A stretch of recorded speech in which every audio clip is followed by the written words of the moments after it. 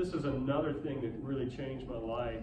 Teresa Amable from Harvard, that might not be able to read that. Her YouTube is called Tracking Small Wins. Teresa Amaibile from Harvard, Tracking Small Wins. She and another person also wrote The Progress Principle. Might have been her husband. In The Progress Principle, they studied all these workers, and they found that the number one thing that motivated them was progress. By the way, the number one thing that shut people down was you were out there working and things get worse. But so they learned to help people celebrate small wins, like Jeff Schaefer. Now, one of the things I do for parents who work with me, they know I create success journals for kids, where kids rate what did they learn that day, what was their effort, did they have fun, things like that. I have like 20 different things that we can choose from, and kids pick about 4, kids and parents, and we decide about 4 things that the kids are going to track every time they're playing. Well, after really preparing this talk and listening to Teresa, I thought, I'm doing this wrong. I'm going to experiment some more myself, but she just had these workers keep a diary, keep a journal every day at their work. And they could doodle, they could write notes, pictures, and that's what I did, for the last couple of weeks on the stock trading. I just made notes and pictures and ideas, and they found that these workers' performance shot up. And then in those, you should be able to read their journal in this. That it's different than a personal journal. They're just talking about what did they learn, do they have fun, and helping. That's a great way. I would just to help encourage small change. So you get with Jeff Schaefer and Teresa Amable the same thing of looking for little improvements and moving along. So let's take that female golf putter. Like, what could you do now as we're thinking about all this? Can you explain to them what you're doing with her and tell us how you could use small wins and to start to encourage her to get to the PGA, to LPGA? Well, I mean, it was a question I was going to raise, so I'll raise it now. So, first of all, the change was made, and the words were it was uncomfortable. That's change. Anytime you change something in your golf swing, you're changing your mode of pattern, you're taking someone away from something's comfortable for them, even though it may look exceedingly uncomfortable in a trained eye, and you're like, well, why have they got that move or this move, and that surely can't be that good on the body or whatever. And so for me, looking at it, I'd look at the data, and I decided, well, we need to change it and try this method, and that didn't, it made small improvement, but I was like, not enough. Let's try to do this, and I showed a different graphs or diagrams, or there was like a stick figure, and it would show how the stick figure moved it. So I tried something else, and I said, well, then I would demonstrate it my own, mimic what she was doing. I said, well, if you did this, then this would work with more of a pendulum stroke, and really had to be a very no hand stroke, and as a result, take the hands out of the stroke. If you put them next to each other, neither one's going to be more dominant than the other, so the hands are level. So as a result, it becomes completely non-dominant, one hand hopefully over the other. So by putting the hands to the side, it felt like neither hand was really either on the club very much, and so neither can really be that dominant. And all of a sudden we saw massive improvement in the look of the stroke.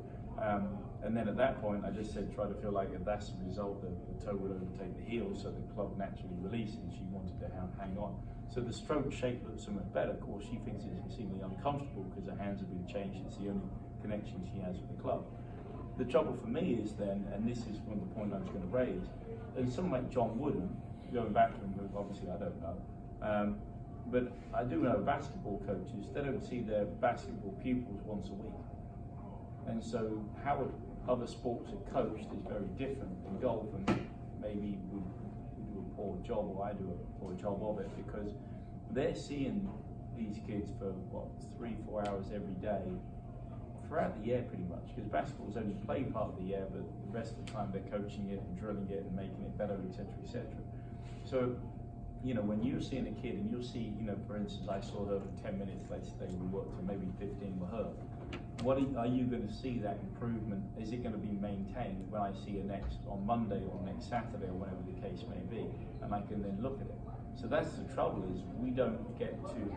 I feel like in the lessons I make change, but I don't embed in change, and so you can try to get change or make change to somebody, but then they're left up to their own devices.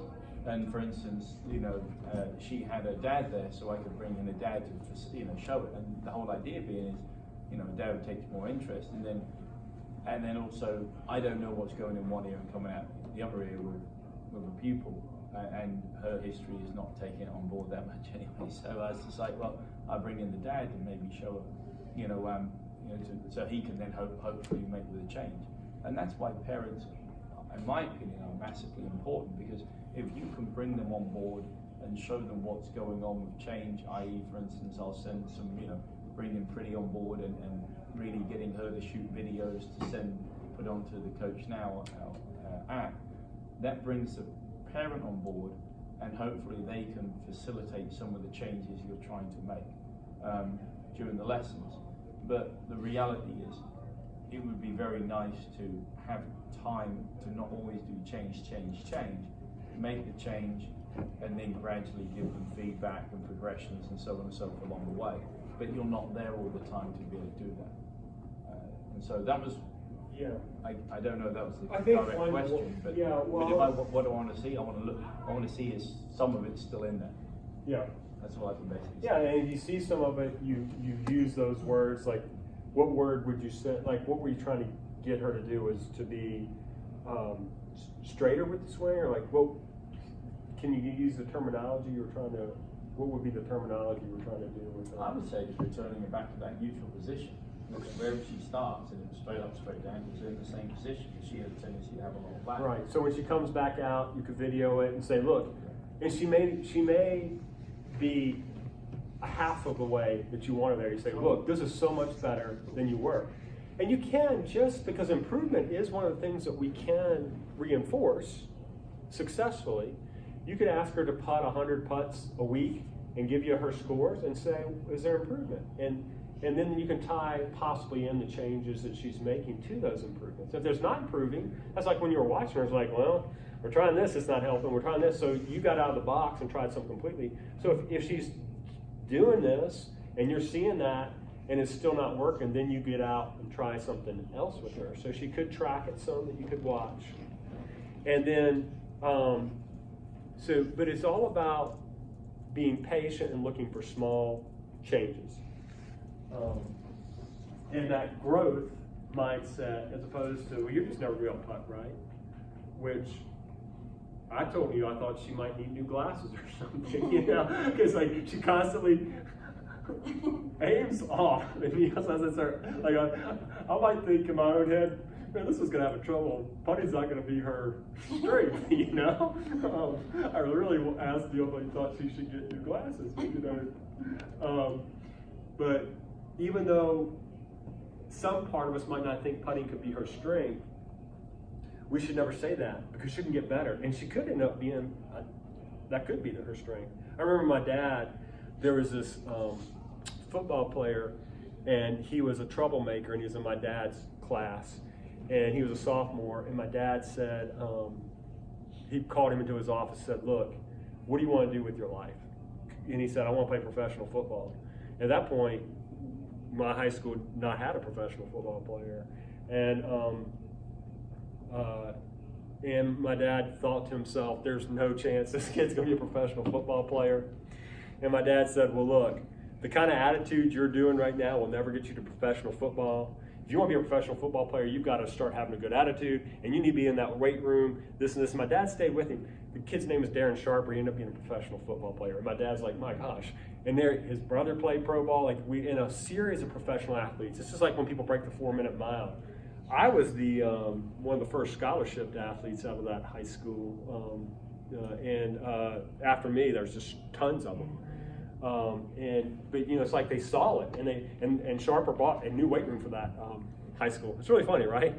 So it's like, don't underestimate. I mean, that story always sticks to me. Like, I'm not really sure that she'll be a great putter, but we should not we should say, sure, you could be a great punter. And, you know, and because in their mind they'll just think, oh well, I'm not going to be a great putter, so I'm just not going to try. it's that fixed mindset versus growth. And maybe as unorthodox and crazy as all this stuff is going on with this person, maybe there's something there that's just waiting to come out. Maybe she is going to be, that's going to be the strength of her game. Maybe. I mean, you want as a pupil, as a coach, that when you tell somebody something's different, you know, you want them to embrace the change. And, you know, sometimes they may ask why or what was wrong with what I was doing before, and that gives you the opportunity to maybe say, you know, obviously I'm trying to make improvement here, and let's give it a go and see if it improves you. We can reevaluate in a week or something. But if you've got, like you say, the closed mindset, well, what was I doing wrong before? Well, you don't want to tell the person, that wasn't very good. That's what you did before. You want to say this will hopefully improve, you know? I mean, I wouldn't make a change for just, I mean, it's a lot easier to stand there and not make a change than make a change. I mean, that's pretty obvious. You make a change because you want to, but you want that person to embrace, you know, to have a mindset where they want to make change because they can see, hey, this could make me better. It was always the deal when I was taking lessons, and the coach said to me, I mean, my attitude, he says, if I told you to stand on your head and it would make you better, you wouldn't ask why, you'd just get on and do it. And that was just what I would do. I mean, it was just the mind, you know, it was just like, there was no question. It was not, I'm worried about going backward. If I was playing a tournament and someone, if he came along and said, I'm going to make this change the day of the first round of the tournament, I had no problem implementing that change. I had no problem. I was like, I didn't care about this tournament. I'm looking for long term. And if it happens to be on this day that I got this advice, so be it. And I could go out and shoot a terrible score, but enjoy the process of thinking, hey, but I learned something new today. And that was always my mentality. That's wonderful. And so I never, it was never a fear of failure ever entered the mind. That kid asked me, she said, that was a bad putt, wasn't it? He said, well, certainly wasn't very good. He didn't say it was bad, though, because bad has all, I mean, because, like, you know, and that is a wonderful mentality, you know, of that, just learning and having fun.